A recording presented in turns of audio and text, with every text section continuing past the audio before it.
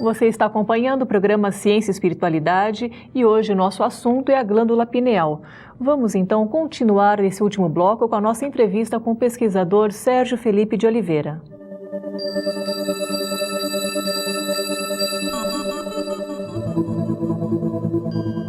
André Luiz, a obra de André Luiz, tá? O Missionários da Luz. Eu indico ler os 16 volumes, acho que são 16 ou 14 volumes, para entender o que representa a glândula pineal. Não é? Agora, anatomicamente, histologicamente, tem os livros de neuroanatomia, tem as publicações científicas sobre o assunto, né?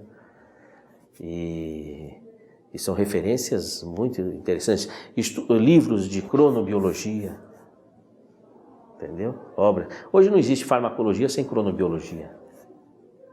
A Ciba Foundation, por exemplo, que fabrica remédios, né? A Sandoz, né? Lançou há muitos anos atrás um dossiê maçudo sobre glândula pineal, porque você não tem farmacologia sem estudo cronobiológico. A pineal é a estrutura central, né, nesse fenômeno mediúnico. É muito importante que a gente perceba o seguinte, o Dr. Sérgio Felipe, por exemplo, já fez a sua tese de mestrado estudando as estruturas intracelulares dos pinealócitos, né, nas células que formam a glândula pineal, já estabeleceu a estrutura bioquímica dos cristais que existem dentro dessa estrutura, mas é uma coisa muito importante a gente perceber o seguinte, que está sendo destacado por ele.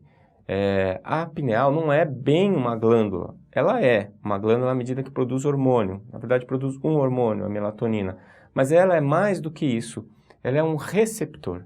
Os receptores são estruturas do nosso sistema sensorial que percebem, captam estímulos do meio e transformam esses estímulos em ondas eletroquímicas que vão para o nosso cérebro para serem decodificadas em informação.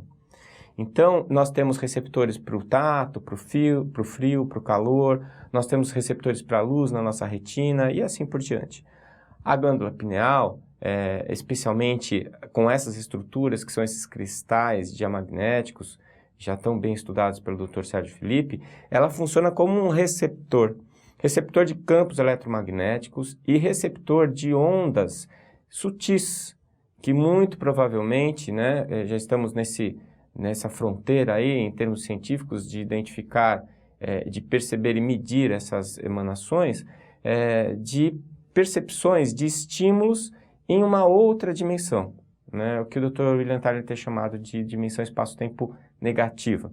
Então, essa seria o mecanismo pelo qual a glândula pineal consegue perceber o mundo espiritual. E ela, dentro dessa sua capacidade de percepção de campos eletromagnéticos, ela é a principal estrutura da cronobiologia humana, que também vai ser explicada pelo Dr. Sérgio. O que é isso? Nosso corpo, ele funciona por ciclos. Ciclos de dia e noite, ciclos mensais, ciclos semanais e assim por diante. Então, quem dá essa marcação de tempo é a glândula pineal. E isso regula todo o nosso eixo endócrino, nosso eixo neuroendócrino. Isso influencia diretamente o funcionamento do nosso organismo e também nos conecta, como ele vai ressaltar, com o universo.